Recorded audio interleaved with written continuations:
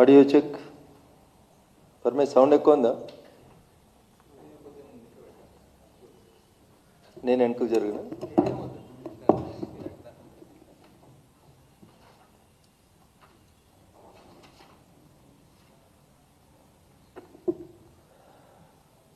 Media మిత్రులకు నమస్కారం. గ్రామీణ భారతం బాగుండాలంటే గ్రామాల ప్రథమ పౌరుల ఎంపిక జరగాలని, వారి ద్వారా మాత్రమే గ్రామ పంచాయతీ లోపల నిధులు ఖర్చు చేయాలని మహాత్మా గాంధీ గారు కలలు కన్నారు. ఈ రాష్ట్రంలో కాంగ్రెస్ పార్టీ అధికారంలోకి వచ్చి 2 సంవత్సరాలు పల్లెల్ని పూర్తిగా నెగ్లెక్ట్ చేసి, సర్పంచులు లేకుండా చేసి, గ్రామాలలో గత 2 సంవత్సరాలుగా ఒక్క పని జరగకుండా చేసినటువంటి కాంగ్రెస్ పార్టీ ఇవాళ మమ్మల్ని అదే మహాత్మా గాంధీ పేరు మీద విమర్శించడం అనేది బాధాకరమైనటువంటి విషయం. చివరికి ఎన్నికలు జరిగినాయి. నూతనంగా ఎన్నికైనటువంటి గ్రామ పంచాయతీల సర్పంచ్లకి మనస్ఫూర్తిగా శుభాకాంక్షలు, అభినందనలు తెలియజేస్తా ఉన్నాను. పంచాయతీ ఎన్నికలు పూర్తిగా పార్టీ రహితంగా జరిగేటువంటి ఎన్నికలు. బట్ గ్రామాల లోపల ఉండేటువంటి నాయకులకి ఏదో ఒక రాజకీయ పార్టీతో ఎఫిలియేషన్ ఉంటుంది కాబట్టి మా పార్టీ ఇన్ని గెలిచింది, మీ పార్టీ ఇన్ని గెలిచిందని అంకెలు చెప్తా ఉన్నారు. ఈ అంకెలు రోజు రోజుకి మారుతూనే ఉంటాయి. ట్రెండింగ్లో మారినట్టు ఈ అంకెలు ఇటువైపు నుంచి అటువైపు నుంచి ఇటు కొంత మారడానికి ఆస్కారం ఉంటుంది. అయినప్పటికీ గౌరవ సర్పంచులుగా గెలిచినటువంటి వాళ్ళందరికీ కూడా ఈ సందర్భంగా నేను మరొకసారి శుభాకాంక్షలు, అభినందనలు తెలియజేస్తూ గ్రామ పంచాయతీ సర్పంచులకి 2 విజ్ఞప్తులు, 2 సూచనలు.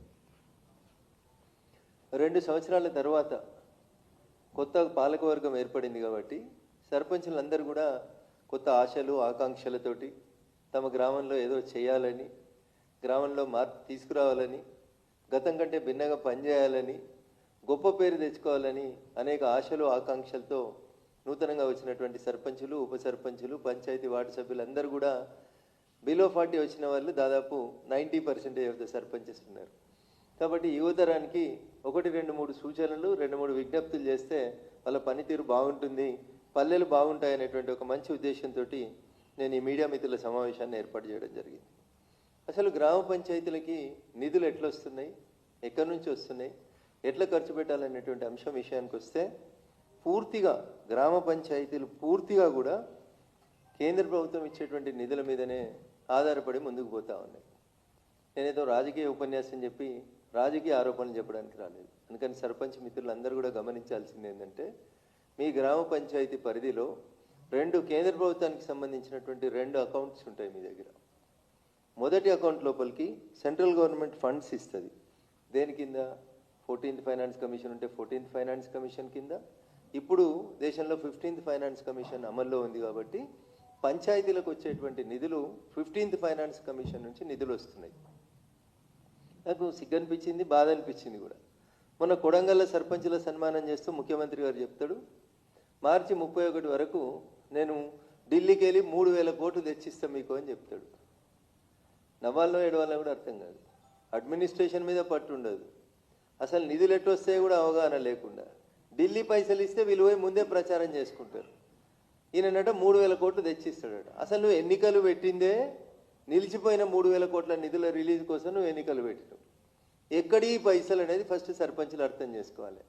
భారత ప్రభుత్వం 15th ఫైనాన్స్ కమిషన్ కింద ఒక్కొక్కరికి సంవత్సరానికి 815 రూపాయలు ఇస్తుంది. పంచాయతీలలో ప్రతి మనిషికి 815 రూపాయలు ఏడాది పొడుగునా ఆ గ్రామ పంచాయతీ పరిధిలో ఖర్చు పెట్టుకోవడానికి 15th ఫైనాన్స్ కమిషన్ డబ్బులు ఇస్తుంది. ఉదాహరణకి ఒక ఊర్లో 1000 జనాభా ఉన్నట్లయితే 1000 × 815 రూపాయలు అంటే 8,15,000 రూపాయలు ప్రతి ఏటా ఆ గ్రామ పంచాయతీలో నేరుగా భారత ప్రభుత్వం డిపాజిట్ చేస్తుంది. చిన్న పంచాయతీ ఉందనుకోండి, 500 జనాభా ఉన్న పంచాయతీ ఉంటే సుమారు 4.5 లక్షల రూపాయలు పంచాయతీకి ఏడాదికి భారత ప్రభుత్వం నుంచి నేరుగా పంచాయతీ ఖాతా లోపలికి వస్తాయి. ఈ డబ్బుల్ని సర్పంచ్ గారు చెక్ రాస్తే తెల్లారే ఆ చెక్ క్లియర్ అవుతుంది. దాన్ని ఆపే అధికారం ఎవరికి ఉండదు. ఇప్పుడు సర్పంచులందరికీ కూడా ఒక సువర్ణ అవకాశం. గత 2 సంవత్సరాలుగా మీకు 15th ఫైనాన్స్ కమిషన్ నిధులు రాలేదు. ఇప్పుడు మార్చి 31 తోటి 3వ సంవత్సరం ముగియబోతుంది.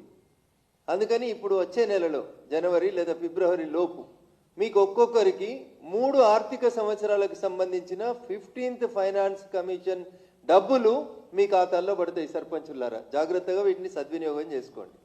500 జనాభా ఉన్నటువంటి చిన్న పంచాయతీకి సుమారు 4.5 లక్షల చొప్పున 3 సంవత్సరాల బడ్జెట్ కలిపి 15 లక్షల రూపాయలు నేరుగా గ్రామ పంచాయతీల అకౌంట్లకు వస్తాయి. 3,000, 2,000, 5,000 జనాభా ఉన్నటువంటి పంచాయతీలలో ఉదాహరణకు 5,000 పంచాయతీలో జనాభా ఉందని అనుకుంటే 5,000 ఇంటూ 800 రూపాయలు, 815 రూపాయలు పర్ హెడ్ చొప్పున దాదాపు ఎంతైతే 40 లక్షల రూపాయల వరకు ఒక పంచాయతీకి వస్తుంది. 3 సంవత్సరాలకు సంబంధించి అంటే మండల కేంద్రాల లాంటి ప్రదేశాలలో దగ్గర దగ్గర 1 కోటి రూపాయలు వస్తాయి. నేరుగా ఇవి ఢిల్లీ నుంచి మీ గ్రామ పంచాయతీ అకౌంట్లోకి వస్తాయి. ఇగో ఈ పైసలు 15th ఫైనాన్స్ కమిషన్ నిధులు సర్పంచ్ ఎన్నికలు జరగక ఆగిపోయిన 2 ఆర్థిక సంవత్సరాలకు సంబంధించి భారత ప్రభుత్వం 3,000 కోట్ల రూపాయలని రేపో మాపో రిలీజ్ చేయబోతా ఉంది గ్రామ పంచాయతీల అకౌంట్లకు నేరుగా. ఇక దీనికి పోయి రేవంత్ రెడ్డి గారు కొడంగల్లో సర్పంచులకు సన్మానం చేస్తూ నేను మార్చి 31 లోపు ఢిల్లీకి వెళ్ళి 3,000 కోట్లు తీసుకొస్తా అని చెప్తున్నాడు. అయ్యా రేవంత్ రెడ్డి గారు, ఇది ఢిల్లీకి వెళ్ళి మీరు తెచ్చే పైసలు కాదు. పంచాయతీలకి 15th ఫైనాన్స్ కమిషన్ కింద భారత ప్రభుత్వం ఇచ్చేటందుకు ఆడ రెడీ పెట్టింది. నిన్నటిదాకా సర్పంచ్ లేడు కాబట్టి ఇయ్యలేదు. ఇవాళ సర్పంచులు వచ్చిర్రు కాబట్టి ఎవరు అడిగినా అడగకున్నా భారత ప్రభుత్వం నేరుగా పంచాయతీలకి ఇప్పుడు 3,000 నుంచి 3,500 కోట్లు నేరుగా ఇప్పుడు నిధులు రిలీజ్ చేయబోతా ఉంది. ఇది పంచాయతీల మొదటి ఆదాయం. ఇక రెండో ఆదాయం విషయానికి వస్తే పంచాయతీలకు వచ్చేటువంటి డబ్బులు, భారత ప్రభుత్వం నుంచి వచ్చేటువంటి డబ్బులు NREGS పథకం కింద రెండవ ఖాతా ఉంటుంది. కొన్ని పల్లెటూర్లలో ఇంటి పన్నులు సరిగ్గా కట్టరు, కొత్త ఇండ్లకి పర్మిషన్ సరిగా తీసుకోరు, వాళ్ళకి ఆదాయం జీరో. అట్లాంటి జీరో ఆదాయం ఉన్నటువంటి పంచాయతీ సర్పంచులకి పైసలు ఎక్కడికి వెళ్ళి వస్తాయంటే ఇగో ఈ 15th ఫైనాన్స్ కమిషన్ నిధులే ఆ పంచాయతీలకి జీవనాధారం, జీవధార తప్ప ఇంకొకటి కాదు. దీంట్లో రాష్ట్ర ప్రభుత్వం వాటా జీరో. ఇవేం స్టేట్ ఫైనాన్స్ సెక్రటరీ సంతకం పెట్టి టోకన్ ఇచ్చి 6 నెలల తర్వాత చెక్ పాస్ అవుతుందా లేదా తిరగాల్సినటువంటి డబ్బులు కావు. ఇవి నేరుగా మీకు భారత ప్రభుత్వం పంపిస్తున్నటువంటి డబ్బులు. రెండవ అకౌంటు MGNREGS అకౌంటు, గ్రామ పంచాయతీకి సర్పంచ్ గారి కంట్రోల్లో ఉండేటువంటి రెండో అకౌంటు అన్న దయించి మీడియా మిత్రులందరూ కూడా ఒకటి గమనించాలి. ఈ ఆర్థిక సంవత్సరానికి మార్చి 31 తోటి ముగియనున్న ఈ ఆర్థిక సంవత్సరానికి భారత ప్రభుత్వం MGNREGS పథకం కింద 1,250 కోట్ల రూపాయలు తెలంగాణ ప్రభుత్వానికి విడుదల చేసింది. గత 9 నెలల నుంచి ఈ 1,250 కోట్ల రూపాయలు MGNREGS కింద రాష్ట్ర ప్రభుత్వానికి వస్తే 9 నెలలలో ఈ రాష్ట్ర ప్రభుత్వం పెట్టిన ఖర్చు ఎంత అంటే కేవలం 250 కోట్లు ఖర్చు పెట్టారు. MGNREGS నిధులు 1,250 కోట్లు వచ్చి రాష్ట్ర ప్రభుత్వం దగ్గర ఉంటే 9 నెలలుగా రేవంత్ రెడ్డి గారి కాంగ్రెస్ సర్కారు పెట్టిన ఖర్చు ఎంత 1,250 కోట్లలో అంటే 250 కోట్లు ఖర్చు పెట్టారు. ఇంకా 1,000 కోట్ల రూపాయలు అక్కడే పడి ఉన్నాయి. వాటిని ఎట్లా ఖర్చు పెట్టాలో ఈ కాంగ్రెస్ ప్రభుత్వానికి అర్థమవుతలేదు. ఆగమాగం ఏం చేస్తుంది ఈ ప్రభుత్వం అంటే నోటికి ఏది వస్తే అది మాట్లాడుతున్నారు. మంత్రులు ఒకటి మాట్లాడుతున్నారు, ముఖ్యమంత్రి గారు ఒకటి మాట్లాడుతున్నారు, రోజుకో మాట మాట్లాడుతూ ఉన్నారు. నేను ఎందుకంటున్నా ఈ పదం అంటే స్పెసిఫిక్గా, అయ్యా సర్పంచులారా దయించి ఈ విషయాన్ని కూడా మీరందరూ కూడా నోట్ చేసుకోవాలి. భారత ప్రభుత్వం MGNREGS పథకం కింద 2 రకాలైనటువంటి ఆలోచన చేస్తూ ఉంది. ఒకటి ఊరికి ఉపయోగపడేటువంటి కమ్యూనిటీ డెవలప్మెంట్ యాక్టివిటీస్ ఒకటైతే, 2 వ్యక్తుల ఆర్థిక స్తోమత పెరగడానికి ఉపయోగపడేటువంటి పథకాలు రెండో రకమైనటువంటి పథకాలు. మొదటి పథకం కింద ఊరందరికీ ఉపయోగపడేటువంటి పథకం కింద ఎంజీఎన్ఆర్ఈజీఎస్ కింద మీ పంచాయతీలో గ్రామ పంచాయతీ భవనము లేకపోతే 20 లక్షల రూపాయలు ఎంజీఎన్ఆర్ఈజీఎస్ కింద మీ ఊర్లో గ్రామ పంచాయతీ బిల్డింగ్ కట్టుకోవడానికి ఇస్తుంది భారత ప్రభుత్వం ఇస్తుంది 100% భారత ప్రభుత్వమే ఇస్తుంది. 2, మీ ఊర్లో అంగన్వాడీకి బిల్డింగ్ లేకపోతే అంగన్వాడీ భవన నిర్మాణానికి 10 లక్షల రూపాయలు నేరుగా భారత ప్రభుత్వం ఎంజీఎన్ఆర్ఈజీఎస్ పథకం కింద ఇస్తుంది. 3, వివో భవనాల నిర్మాణం అని కొత్తగా ప్రభుత్వం అంటే ఊర్లలో మహిళా సమాఖ్య భవనాలు అంటారు. సెల్ఫ్ హెల్ప్ గ్రూపుల్ని స్ట్రెంథెన్ చేయడం కోసం ఊర్లో మహిళా సోదరిమణులు ఒక దగ్గర కూర్చొని వాళ్ళ కార్యక్రమాల భవిష్యత్తు నిర్ధారించుకోవడం కోసం వివో బిల్డింగ్స్ కోసం 10 లక్షల రూపాయలు ఇస్తుంది ఎంజీఎన్ఆర్ఈజీఎస్ కింద. 4వది కొత్తగా ఇప్పుడు భారత ప్రభుత్వం ఆలోచన ఏంటంటే రైతులు గ్రామంలో తాము పండించినటువంటి పంట ఫుడ్ గ్రెయిన్ స్టోరేజ్ గోదాం అని ఒకటి కొత్త స్కీమ్ తీసుకొచ్చింది భారత ప్రభుత్వం. ఆ స్టోరేజ్ అంటే పండించినటువంటి పంటని రైతులు ఎక్కడ పెట్టుకోవాలనో ఏం చేసుకోవాలనో కొందరు గుడిసి ఉండే, కొందరికి చిన్న ఇల్లు ఉండే, కొందరికి ఇందిరమ్మ ఇల్లు ఉండే, అట్లాంటి వాళ్ళకి ధాన్యం స్టోరేజ్ చేసుకోవడానికి కష్టమవుతుందని ప్రతి గ్రామ పంచాయతీకి ఫుడ్ గ్రెయిన్ స్టోరేజ్ గోడౌన్ అని 15 లక్షల రూపాయలతోటి మీ ఊర్లో ఒక మంచి గోదాం కట్టుకొని అందులో రైతన్నలు పండించిన పంటని స్టోరేజ్ చేసుకోమని చెప్తా ఉంది. ఈ 4 మీ ఊర్లో లేకపోతే అయ్యా సర్పంచులారా దయించి ఈ 4 కోసం సాధ్యమైనంత తొందరగా ఈ 4-5 రోజులలోనే తీర్మానాలు చేసి మీ ఎంపీడీఓ గారికి మీ కలెక్టర్ గారికి పంపించినట్లయితే మేము 100% వాటిని మంజూరు చేపిస్తామని చెప్పి ఈ సందర్భంగా తెలియజేస్తా ఉన్నాం. ఈ పైసలు కూడా ఎంజీఎన్ఆర్ఈజీఎస్ పథకం కింద భారత ప్రభుత్వం ఇస్తున్నటువంటి పైసలే. ఈ 2 పోతే రాష్ట్ర ప్రభుత్వం ఏమి ఇస్తలేదా రఘునందన్ రావు, నువ్వు అన్ని పనికిరాని ముచ్చట్లు చెప్తామని ఎవడెవడు అడుగుతాడు. ఇస్తుంది రాష్ట్ర ప్రభుత్వం. రాష్ట్ర ప్రభుత్వం ఒక దానికి పైసలు ఇస్తుంది. దేనికి ఇస్తుంది? గ్రామ పంచాయతీలలో ఎంపీడబ్ల్యూఎస్ అని ఉంటారు, మల్టీపర్పస్ వర్కర్స్ అని ఉంటారు. వాళ్ళే ఊడుస్తారు, వాళ్ళే మోరీలు తీస్తారు. గ్రామ పంచాయతీ పరిధిలో రకరకాల పనులు చేసేటోళ్ళు. ఊరికి 2, చిన్న ఊర్లో అయితే 2, 3, పెద్ద ఊర్లో అయితే 5, 10, 12 మంది ఉంటారు. వాళ్ళకు కూడా 3 నెలలకు 6 నెలలకు ఒకసారి జీతాలు ఇస్తుంది రాష్ట్ర ప్రభుత్వం. అది రాష్ట్ర ప్రభుత్వం యొక్క గొప్పతనం. ఎంత ఇస్తున్నారు వాళ్ళకి జీతము? 9,500 రూపాయలు. చిన్న పంచాయతీకి అయితే 2కి జీతం ఇస్తారు, 3కి ఇస్తారు, 30,000 జీతం ఇస్తారు. మేము ఇస్తున్నాం పైసలు, మేము ఇస్తున్నాం. ఇంకా ఊడ్చేటోళ్ళకి ఇచ్చే పైసలు తప్ప మేజర్ పంచాయతీ ఏదైనా ఉంటే 5,000, 4,000 జనాభా ఉండి ఆ పంచాయతీలో కంప్యూటర్ ఆపరేటర్ ఉంటే ఆ కంప్యూటర్ ఆపరేటర్కి ఒక జీతం ఇస్తుంది రాష్ట్ర ప్రభుత్వం. ఇది తప్ప రాష్ట్ర ప్రభుత్వం నుంచి పంచాయతీలకి పైసా ఆమ్దాన్ లేదు. చాలా దీని మీద ఎవరైనా చర్చకు వచ్చేదంటే మేము సిద్ధంగా ఉన్నాం. ఓ మంత్రి గారు మాట్లాడినారు నిన్న, సోదరి సీతక్క ఏడా వరంగల్లో ఎక్కడో నిన్న మాట్లాడింది, నిన్ననో ఇవాళ పేపర్లలో వచ్చింది. ప్రతి ఊర్లో మేము మహిళా సమాఖ్య భవనాలు కట్టుకుంటే 10 లక్షల రూపాయలు ఇస్తామని చెప్పారు. కానీ చెప్పి అక్క చెప్పాల్సి ఉండే ఇది ఎంజీఎన్ఆర్ఈజీఎస్ కింద వస్తుంది, ఇది భారత ప్రభుత్వం ఇస్తుంది అని చెప్పాలి. ఇచ్చేది మేము, చెప్పుకునేది వాళ్ళు. పాత ప్రభుత్వంలో కూడా నేను మొదలుపెట్టిన సరికి అంతకుముందు ఎవరు సరిగ్గా చెప్పుకుపోయేటోళ్ళు మా వాళ్ళు. శ్మశాన వాటికలు కట్టిర్రు, 100% ఎంజీఎన్ఆర్ఈజీఎస్ పథకం కిందనే కట్టిర్రు. ఊర్లో పల్లె ప్రకృతి వనం పెట్టిర్రు, 100% భారత ప్రభుత్వం ఇచ్చిన పైసలతోటే పెట్టిర్రు.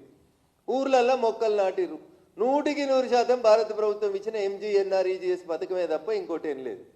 పోయిన ప్రభుత్వానికి నోరు ఎక్కువ ఉండే, టీవీ ఛానళ్ళు ఎక్కువ ఉండే, యూట్యూబ్ ఛానళ్ళు ఎక్కువ ఉండే, బెదిరించి ఎట్లా వార్తలు రాయించుకోవాలో వాళ్ళకి తెలుసు కాబట్టి బీజేపీ పాలిత రాష్ట్రాలలో ఉన్నాయా అని ఎదురుదాడి చేస్తుండే అప్పుడున్న ముఖ్యమంత్రి. దానికి సమాధానం ఏంటంటే ఒక ఊరికి శ్మశాన వాటికి అవసరం ఉంటుంది, ఒక ఊరికి గ్రామ పంచాయతీ అవసరం ఉంటుంది, ఇంకో ఊరికి అంగన్వాడీ అవసరం ఉంటుంది, ఇంకో ఊరికి గోదాం అవసరం ఉంటుంది. ఆయా రాష్ట్రాల అవసరాలని బట్టి ఎంజీఎన్ఆర్ఈజీఎస్ డబ్బుల్ని వాడుకుంటాయి. దానికి ఇక పోయిన ప్రభుత్వం 10 సంవత్సరాలు మేమే చేసినాం అని చెప్పి వాళ్ళు బాకాలు ఊదుకున్నారు. ఇప్పుడు వచ్చిన వాళ్ళు 2 ఏళ్ల కోలే పంచాయతీల వ్యవస్థను మొత్తం భ్రష్టు పట్టించారు వీళ్ళు. అసలు కొంచెం పని కూడా జరగలేదు. అసలు లోకల్ అడ్మినిస్ట్రేషన్ అనే పదానికి అర్థం లేకుండా చేసింది కాంగ్రెస్ సర్కార్, రేవంత్ రెడ్డి సర్కార్. 2 ఏళ్ల కోలే ఊర్లలో ఊడ్చేటోళ్ళు లేరు, మోరీలు తీసేటోళ్ళు లేరు, సున్నం వేసేటోళ్ళు లేరు, బ్లీచింగ్ పౌడర్ వేసేటోళ్ళు లేరు, ఆఖరికి పంచాయతీ సెక్రటరీలు పరువు పోతుందని వాళ్ళ జీతాలకి వెళ్ళి 50,000 లక్ష ఖర్చు పెట్టి చేసిరు తప్ప లోకల్ అడ్మినిస్ట్రేషన్ మొత్తం పూర్తిగా నెగ్లెక్ట్ చేసిర్రు. నడవలేదా ఊర్లు? నడిచినాయి. ఏం చేస్తారు? నడవదా వ్యవస్థ? ఏదో సామెత చెప్తారు కదా, అయ్యేదొస్తే అమాస ఆగదన్నట్టు నడిచినాయి ఊర్లు. ఎవరున్నా ఎవరు లేకున్నా వ్యవస్థ నడిచింది. నడిచిందా అంటే నడిచింది. ట్రాక్టర్లు నడిచినాయంటే నడవలే. చెత్త ఎత్తిర్రు అంటే ఎత్తిర్రు, నెలకోసారి ఎత్తిర్రు, ఎత్తలేదని కాదు. అట్లా నడిచిందా అంటే నడిచింది. గత 2 సంవత్సరాల నుంచి కాంగ్రెస్ ప్రభుత్వం పంచాయతీలని లోకల్ అడ్మినిస్ట్రేషన్ని పూర్తిగా జీరో చేసిరు తప్ప కొత్తగా ఏం చేయలేదు. వాళ్ళు పనులు అవుతలేవా అంటే అవుతాయి. ఎందుకు కావు? అవుతాయి. రోజు ఊడ్చేది నెలకోసారి ఊడ్చిర్రు. జీతం మీరు 6 నెలలకోసారి ఇస్తే వాళ్ళు 6 నెలలకోసారి ఊడ్చిర్రు. అంతకుమించి గొప్పగా ఏం జరగలేదు. ఇది గ్రామ పంచాయతీలకి రాష్ట్ర ప్రభుత్వం నుంచి వచ్చేటువంటి డబ్బులు. ఇంకా రాష్ట్ర పంచాయతీలకి, రాష్ట్రంలో ఉండే పంచాయతీలకి డబ్బులు ఏడికెళ్ళి వస్తాయి? ఇంటి పన్ను, కొత్తగా ఇల్లు పర్మిషన్ కట్టుకుంటూ వస్తాయి, ఏదైనా ఇండస్ట్రీస్ ఉంటే వస్తాయి, ఇంకేమైనా కిరాయిలు ఉంటే వస్తాయి. ఇవి వచ్చిన పైసలు కూడా ఎంత గొప్ప ప్రభుత్వాలు మన రాష్ట్ర ప్రభుత్వాలు అనేటి సర్పంచులు అర్థం చేసుకోవాలి. ఈ పైసలన్నీ తీసుకుపోయి ట్రెజరీలు వేసేటోళ్ళు, గ్రామ పంచాయతీ అకౌంట్లో కాదు. పొరపాటున ఏదైనా పెద్ద పంచాయతీ ఉండి 4 పరిశ్రమలు ఉండి ₹1 కోటి వస్తే ఈ పైసలన్నీ ఏడిపోతాయి? ట్రెజరీలో పడతాయి. ఊర్లో పనిచేసి ఊరు పైసల్ని సర్పంచ్ చెక్ రాస్తే రాష్ట్రంలో ఉన్న ఆర్థిక శాఖ కార్యదర్శో ఆర్థిక శాఖ మంత్రిో సంతకం పెడితే కానీ సీరియల్ నెంబర్ ఇచ్చి టోకన్ ఇచ్చి పాత ప్రభుత్వంలో చేసిన పనులకి ఇంకా జనాలు తిరుగుతూ ఉన్నారు. వాళ్ళ పైసలు వాళ్ళకి ఇచ్చేందుకు కూడా రాష్ట్ర ప్రభుత్వం ఆంక్షలు పెట్టింది. ట్రెజరీలో తీసుకుపోయి పైసలు వేసింది. ఇంటి పన్ను పైసలు, లేకపోతే కంపెనీల నుంచి వచ్చే ఆదాయాలు, ఏవి కూడా సర్పంచ్కి అధికారం లేకుండా చేసింది రాష్ట్ర ప్రభుత్వం. సర్పంచుల్ని కేవలం ఉత్సవ విగ్రహాలుగా మాత్రమే చేసింది కాంగ్రెస్. కేవలం నరేంద్ర మోడీ గారి ప్రభుత్వం వీటన్నింటినీ దృష్టిలో పెట్టుకొని గ్రామ పంచాయతీలకి నేరుగా అకౌంట్లు ఓపెన్ చేపించి రాష్ట్ర ప్రభుత్వానికి ఇస్తే వాళ్ళు ఇతర అవసరాలకి వాడుకుంటున్నారనే ఉద్దేశంతో నేరుగా పంచాయతీలకు పైసలు ఇస్తే ఈరోజు పంచాయతీలకి ప్రాణం వచ్చింది. పంచాయతీలలో 4 పనులు అవుతున్నాయి. పంచాయతీలు కొంచెం అభివృద్ధి పథం లోపల నడవడానికి మేము ఆస్కారం ఇస్తా ఉన్నాం. సర్పంచులందరికీ కూడా నేను చేసేటువంటి విజ్ఞప్తి, ఈ 3 సంవత్సరాల 15th ఫైనాన్స్ కమిషన్ డబ్బులు మీ ఖాతాల్లో పడంగానే ఆగమాగం పాత బిల్లులు చెల్లించకూరి. దయచేసి కన్ఫ్యూజ్ కాకుండ్రి. గ్రామంలో నిజంగా ఏది 2 సంవత్సరాల నుంచి ఆగిపోయి ఇబ్బంది పడుతున్న పనులు ఉన్నాయో వాటికి వీటిని సద్వినియోగం చేసుకోండి. మీరే గ్రామానికి ప్రథమ పౌరుడు కాబట్టి మీ నాయకత్వంలో వినూత్నమైన ఆలోచనలతోటి మీరు ముందుకు పోండి. భారత ప్రభుత్వం నరేంద్ర మోడీ గారి నాయకత్వంలో 100% పల్లెలు బాగుండాలని పనిచేస్తుంది. అట్లేగాక మీ వెనకాలండి మీ కులపోల్లో, మీ ఊర్లో ఉండే వ్యవసాయదారులో, మీ ఊర్లో ఉండే గొర్రెల కాపలదారులో, లేదా ఒక రైతు పోల్ట్రీ ఫామ్ పెట్టుకోవాలనుకుంటా. ఇందాక నేను కమ్యూనిటీ డెవలప్మెంట్ చెప్పినాను. ఇప్పుడు ఇండివిజువల్ డెవలప్మెంట్ కోసం పశువుల పాకలు, పోల్ట్రీ ఫామ్లు, గొర్రెల పాకలు, ఇండివిజువల్గా వచ్చేటువంటి కల్లాలు, ఇట్లాంటి వాటి విషయంలో మీరు ఎంతమందిని రికమెండ్ చేస్తే అంతమందికి ఇవ్వడానికి భారత ప్రభుత్వం సిద్ధంగా ఉంది. ఈ రకంగా ఇండివిజువల్ గ్రోత్, కమ్యూనిటీ గ్రోత్ జరిగి పల్లెలు అభివృద్ధి చెందితే తప్ప ఈ దేశం అభివృద్ధి చెందదని సంపూర్ణంగా విశ్వసించటంలో మేం కాబట్టి 100% గ్రామాలు బాగుండాలని కోరుకుంటున్న వాళ్ళం మేము. ఆ మహాత్మా గాంధీ గారు కలలు కన్నారు బతికున్నప్పుడు, భారతదేశం రామరాజ్యంగా విరాజిల్లాలని కలలు కన్నారు. వారు చనిపోతే కూడా మాట్లాడినటువంటి చివరి పదం హే రామ్ అన్నారు. వారి సమాధి మీద ఎక్కడ రాసినా హే రామ్ అని రాస్తారు. మహాత్మా గాంధీ కళ వారి పుస్తకాలలో ఎక్కడ చదివినా, వారి భాషల్లో ఎక్కడ విన్నా ఈ దేశంలో రామరాజ్యం స్థాపించబడాలని కోరుకున్నారు. చివరికి చనిపోతూ మాట్లాడిన చివరి మాట హే రామ్ అని మాట్లాడినారు. ఆయన పేరు మార్చి NREGS పథకానికి విబి రామ్జీ అని పథకం పెడితే నకిలీ గాంధీలకి గాంధీ అని పేరు లేకపోతే వాళ్ళ రాజకీయ వారసత్వం జనం వాళ్ళని గుర్తుపట్టరని కొత్తగా తీసుకొని వచ్చి గాంధీ పేరు తీసిరు కాబట్టి మేము ఆందోళన చేస్తామని అడుగుతున్నాం. మీ ఆందోళనని మేము స్వాగతిస్తూనే నిజంగా మల్లికార్జున ఖర్గే గారికి ఏమైనా చిత్తశుద్ధి ఉంటే, ఈ దేశం మీద, ఈ దేశ ప్రజల మీద నిజంగా మీకు చిత్తశుద్ధి ఉంటే, మహాత్మా గాంధీ గారి పేరు మీద ఈ దేశంలో కాంగ్రెస్ పార్టీ ప్రవేశపెట్టిన పథకాలెన్ని, నెహ్రూ గారి పేరు మీద ప్రవేశపెట్టిన పథకాలెన్ని, రాజీవ్ గాంధీ పేరు మీద ప్రవేశపెట్టిన పథకాలెన్ని, ఇందిరాగాంధీ పేరు మీద ప్రవేశపెట్టిన పథకాలెన్ని, ఒక్క శ్వేతపత్రం రిలీజ్ చేయమని చెప్పి నేను కాంగ్రెస్ పార్టీని డిమాండ్ చేస్తున్నా. 150 పథకాలు ఈ దేశంలో కాంగ్రెస్ పార్టీ అమలు చేస్తే 2-3 పథకాలకి మాత్రమే గాంధీ తాత పేరు పెట్టి మిగతా అన్ని నెహ్రూ, ఇందిరా, రాజీవ్ల పేరు పెట్టుకొని పథకాల పేర్లు నడిపించారు తప్ప మీకు గాంధీ గారి మీద ప్రేమ లేదు. ఇవాళ రాహుల్ గాంధీ అనే పేరు తీసేస్తే గాంధీ అనే పదం రాహుల్ నుంచి దూరం అయితే రాహుల్ గాంధీ గారికి ప్రజలలో ఏమవుతుందో అనే బాధ, లేదా వాళ్ళ భవిష్యత్ నాయకురాలని వాళ్ళు కలలు కంటున్నటువంటి ప్రియాంక వాడ్రా గారిని ప్రియాంక వాడ్రా అంటే కష్టమవుతుందని ప్రియాంక గాంధీ అని రాసుకోవడానికి వాళ్ళకి గాంధీ పేరు కావాలి.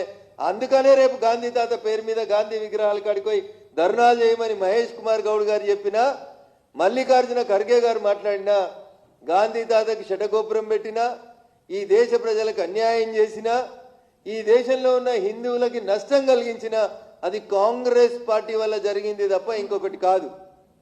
ఇలా ఖర్గే గారు మాట్లాడితే ఎట్లా అర్థమవుతుంది, దయ్యాలు వేదాలు వాళ్ళు ఇచ్చినట్టు కనబడతా ఉన్నాయి.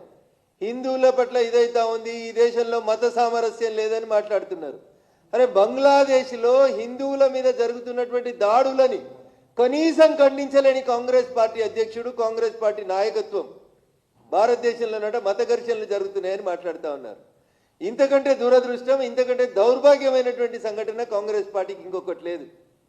అయ్యా ఖర్గే గారు, నిజంగా మీకు చిత్తశుద్ధి ఉంటే, మీ కాంగ్రెస్ పార్టీ బతకాలని కోరిక నిజంగా ఖర్గే గారికి ఉంటే, సిద్ధరామయ్య గారు ఢిల్లీకి వస్తే డీకే శివకుమార్ గల్లీలో ఉన్నాడు. ఇంకా పంచాయతీని సొంత రాష్ట్రం పంచాయతీ చేసుకో. డీకే శివకుమార్ వారు ఇద్దరు, సిద్ధరామయ్య ఇద్దరు, ఒక ఆయన పొద్దుగల్లో స్టేట్మెంట్ ఇస్తుండే, ఇంకో ఆయన పగటిలు ఇంకో స్టేట్మెంట్ ఇస్తున్నాడు. నేనే ముఖ్యమంత్రి అంటాడు ఈయన, నేను దిగేది లేదంటాడు ఆయన. నీ సొంత రాష్ట్రం కదా ఖర్గే గారు, నీ సొంత రాష్ట్రాన్ని కాపాడుకో. రేపు ఎన్నికలు వస్తే ఏమవుతుందో చూసుకో నీ సొంత రాష్ట్రంలో కాంగ్రెస్ పార్టీ పరిస్థితి. వీళ్ళు వచ్చేట మహాత్మా గాంధీ గారి పేరు మీద మేము దేశవ్యాప్తమైన ఆందోళనలు చేస్తాం.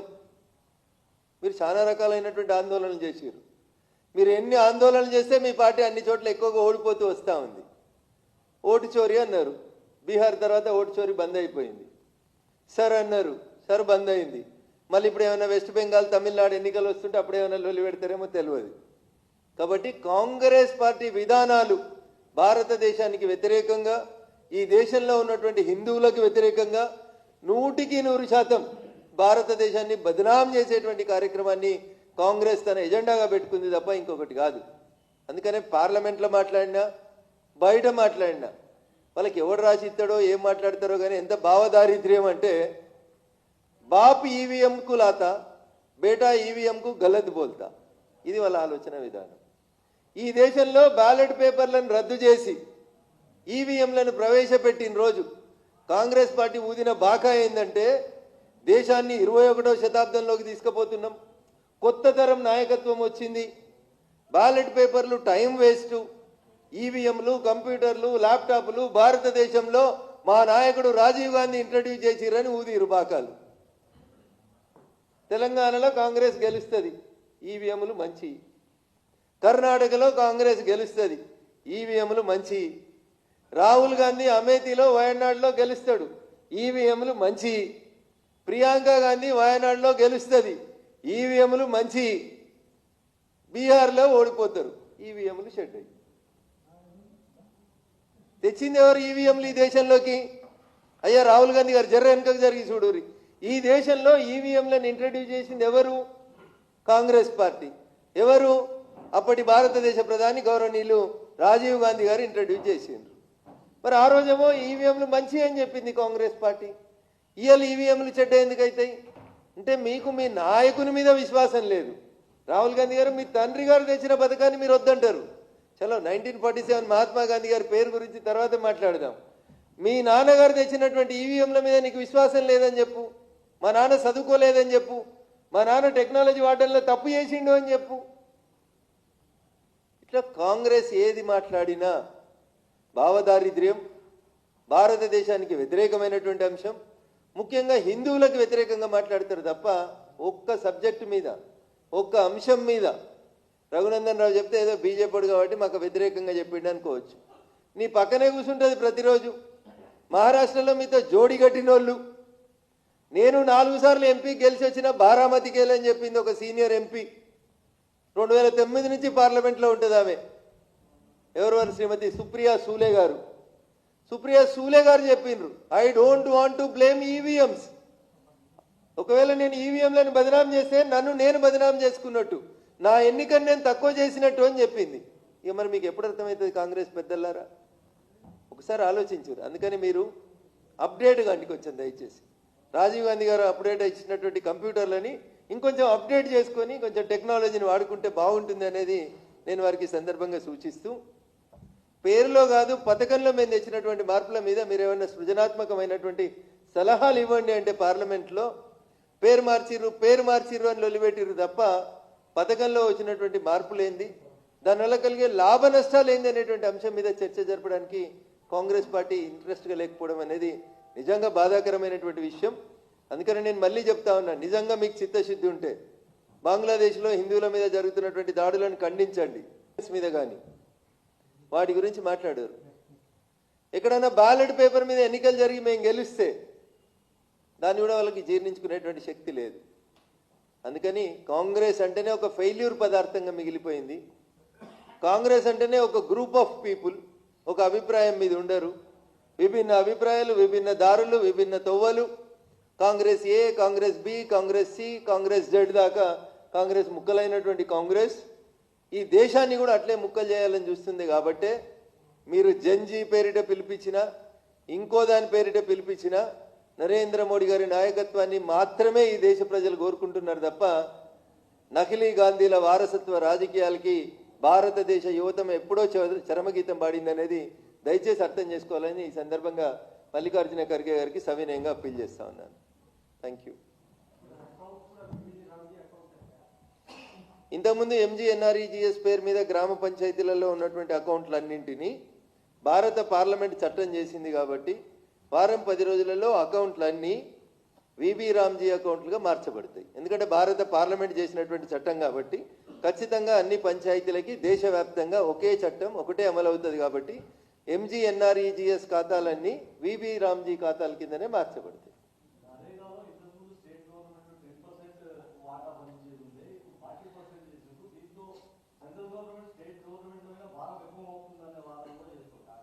సో ఈ వాదనకి సమాధానం కాంగ్రెస్ పార్టీ చెప్పాలి.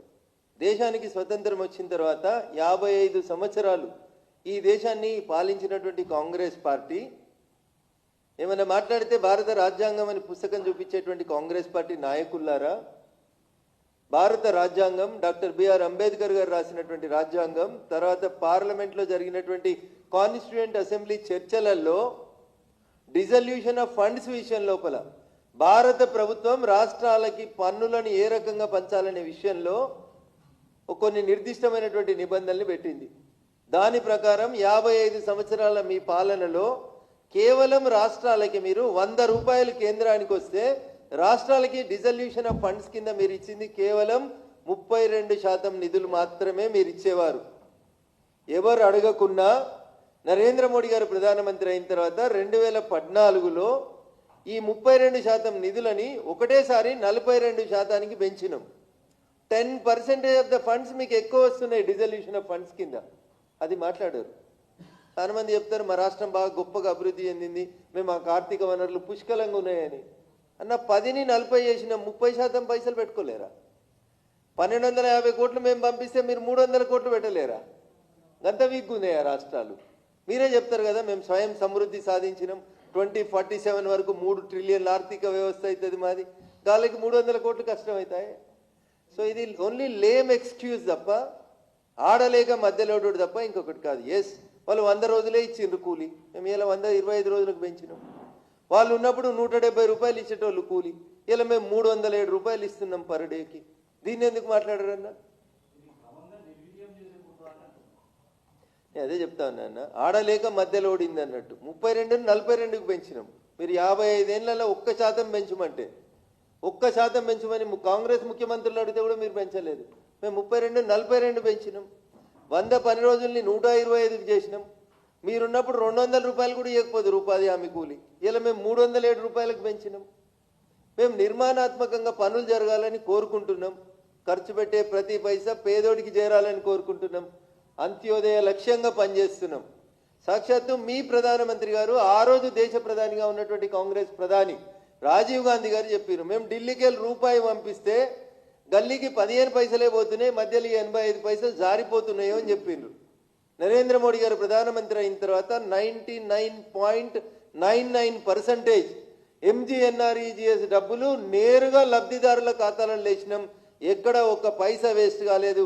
మీరు రూపాయి పంపితే 15 పైసలు ముట్టినాయి, మేము రూపాయి పంపితే రూపాయి అక్కడ ఉన్నటువంటి లబ్ధిదారులకు చేరే రీతి లోపల మా పనితీరు మెరుగుపడతా ఉంది. అందుకనే ప్రజలు మమ్మల్ని కంటిన్యూస్గా ఆశీర్వదిస్తూ ఉన్నారు. ఈ పథకంలో వచ్చిన మార్పుల్ని ప్రజలు స్వాగతిస్తారని, అర్థం చేసుకుంటారని మేము సవినయంగా వారికి అప్పీల్ చేస్తా ఉన్నాం.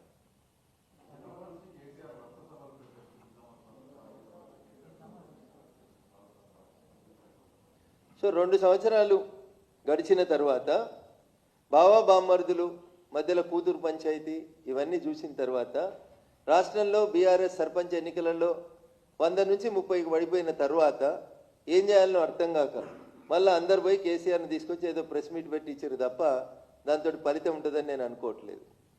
10 సంవత్సరాలు మీరు ముఖ్యమంత్రి, తెలంగాణ ఉద్యమం జరిగినప్పుడు ఏడ పోటీ చేయాలనో మీకు అర్థం కాక మీరు పాలమూరు పోతే పాలమూరు వాళ్ళు మిమ్మల్ని ఆదరించి 5 సంవత్సరాలు ఎంపీ చేసిండ్రు. 5 సార్లు పోలే నువ్వు పాలమూరుకి, 5 సార్లు పార్లమెంట్లో పాలమూరు సమస్యలు మాట్లాడలే. 10 ఏళ్ళు ముఖ్యమంత్రిగా ఉన్నారు మీరు. 10 సంవత్సరాలు మీరే ముఖ్యమంత్రి, తెలంగాణ రాష్ట్రానికి తొలి ముఖ్యమంత్రి అని రాసుకుంటారు. 10 ఏళ్లలో పాలమూరుకి ఇచ్చిన పైసలు ఎన్ని, గజ్వేల్ సిద్దిపేట సిరిసిల్లకి ఇచ్చిన పైసలు ఎన్నో ఒక శ్వేతపత్రం ఇవ్వమన్నారు సభలు పెట్టే కంటే ముందు. పైసలు ఉన్నాయి, 1000 కోట్ల రూపాయలు ఉన్నాయి. పన్నులు ప్రజల దగ్గర నుంచి వసూలు చేసుకున్న పార్టీ ఫండ్ ఉన్నది, పెడతారు సభలు. ఏమైతే అన్న జూబ్లీ హిల్స్లో కూడా పెట్టిర్రు, కంటోన్మెంట్లో కూడా పెట్టిర్రు, అయినా ఏం కాలేదు. రేపు కూడా ఏం వాళ్ళతో అవుతుందని నేను అనుకోవట్లేదు.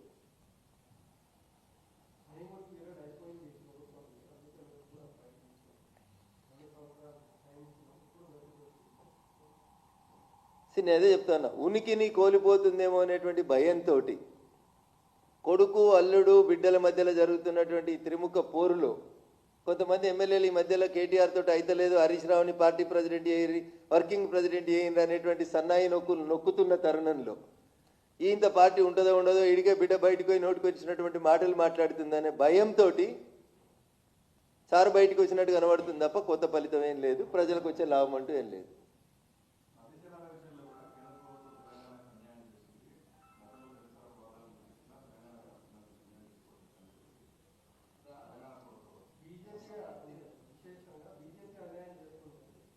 సో అట్లా మాట్లాడితేనే మిమ్మల్ని బయటికి రాకుండా ఫామ్ హౌస్లో బంధించారు ప్రజలు. భారతీయ జనతా పార్టీ మీద, నరేంద్ర మోడీ గారి నాయకత్వం మీద విమర్శలు చేయాలనుకుంటే అది సూర్యుని మీద ఉమ్మేసినట్టే అవుతుంది తప్ప ఇంకొకటి కాదు. మేము ప్రజల పక్షాన్ని ఉన్నాం కాబట్టే నరేంద్ర మోడీ గారి నాయకత్వాన్ని తెలంగాణలో కూడా చివరికి బీజేపీ అంటే పట్నమూల పార్టీ, చదువుకున్న వాళ్ళ పార్టీ కాడికి వెళ్ళి ఇలా పంచాయతీలలో సర్పంచులు, ఉప సర్పంచులు, వార్డు మెంబర్ల కాడికి గెలిచే స్థాయికి పార్టీ పోయినాయి పునాదులు. అర్థం చేసుకోరు మేము ఎక్కడికి పోతున్నాం. మీరు 100 నుంచి 30కి దిగజారిర్రు, మేము 0 నుంచి 35 దాకా ఎదిగినాం. ఇది ఇంకో 3 ఏళ్లలో ఎడిగిపోతుంది అనేది ఒకసారి ఆలోచించుకోరు. The ratio and the rate how they are decreasing and the ratio and the rate how we are increasing అనే చూడండి. ఉదాహరణకు నా మెదక్ పార్లమెంటే తీసుకోండి, దగ్గర 85 మంది సర్పంచులు గెలిచిరు బీజేపీ వాళ్ళు, ఒక్కరు కూడా 40 ఏళ్ళు దాటలే. న్యూ జనరేషన్, యంగ్ జనరేషన్ అంతా జీరో పాయింట్లు వేసుకున్న పిల్లలే వచ్చేసారు. 100 మంది ఉప సర్పంచులు గెలిచిరు, దగ్గర 500 మంది వార్డు మెంబర్లను గెలిచినాడు ఆ మెదక్లో. నేను మెదక్ ఎంపీ గెలిచిన రోజు నా దగ్గర ఎంతమంది సర్పంచులు ఉన్నారో మీకే తెలుసు లెక్క. నేను మెదక్ ఎంపీ గెలిచిన రోజు 7 ఎమ్మెల్యేలలో 6 టీఆర్ఎస్ ఎమ్మెల్యేలు, 1 కాంగ్రెస్ ఎమ్మెల్యే, మాకు ఒక్క సర్పంచ్ లేరు ఆ రోజు. ఈరోజు గర్వంగా చెప్తే నేను మా మెదక్ పార్లమెంటు పరిధిలో భారతీయ జనతా పార్టీ వేసి నేను బీజేపీ అని చెప్పుకునేటువంటి యువకులు 85 మంది సర్పంచులు గెలిచిర్రు, 100 మంది ఉప సర్పంచులు గెలిచిర్రన్న. This is the progress of Bharatiya Janata Party in Telangana. 10 ఏళ్ల కింద మీరు టీఆర్ఎస్ రెండోసారి అధికారంలోకి వచ్చినప్పుడు ఏ ఊర్లో చూసినా సర్పంచ్ ఇవ్వాలంటే టీఆర్ఎస్ సర్పంచ్ అనే చెప్పారు. 1, 2 ఏమైనా కాంగ్రెస్, 1, 2 ఎక్కడైనా బీజేపీ ఉంటుండే. అట్లాంటి మీరు ఇవాళ ఏడికి వచ్చారు, 30% పడిపోయిండ్రు. వాళ్ళు చెప్తున్న లెక్కలే, కాంగ్రెస్ టీఆర్ఎస్ చెప్తున్న లెక్కల ప్రకారమే టీఆర్ఎస్ 30కి పడిపోయింది, లేదా 35కు పడిపోయింది. 100 ఉన్నోడు 35కి వచ్చుడు గొప్పనా, 0 ఉన్నోడు 35కి ఎదగడం గొప్పనా అనేది మీరే ఆలోచించాలి.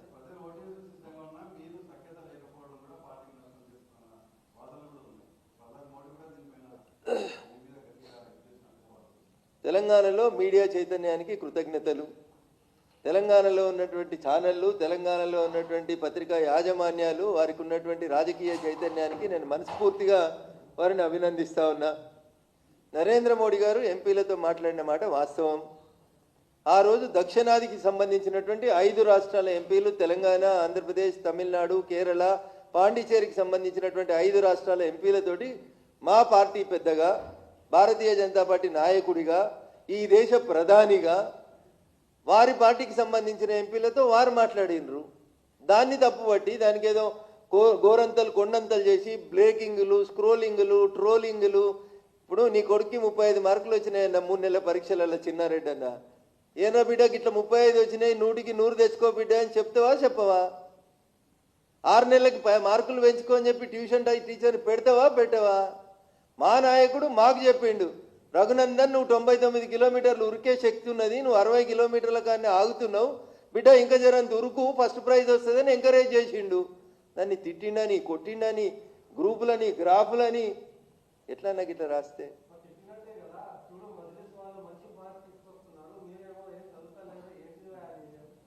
మజ్లీస్ తోటి కంపేర్ చేసింది.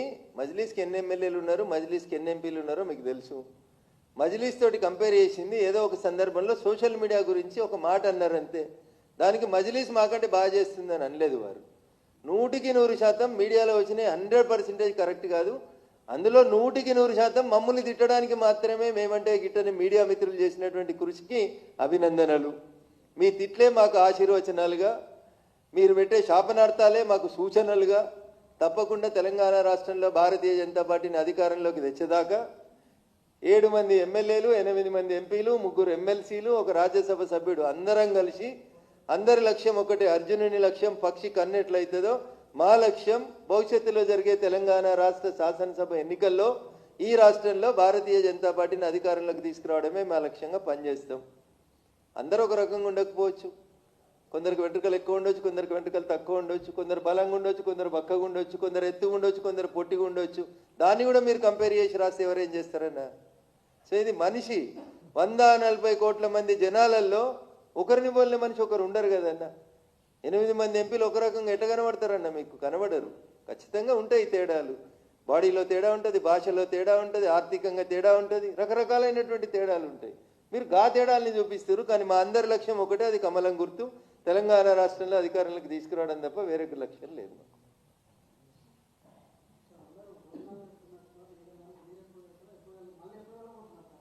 దేనికి? అరవింద్ గారు ఇల్లు కట్టుకున్నారు.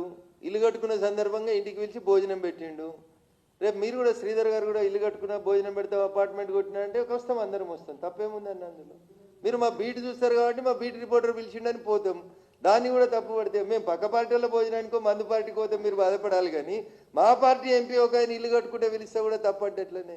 ఇప్పుడు మాకు అందరికీ 8 మంది ఎంపీలకి ఇల్లు వచ్చినాయి.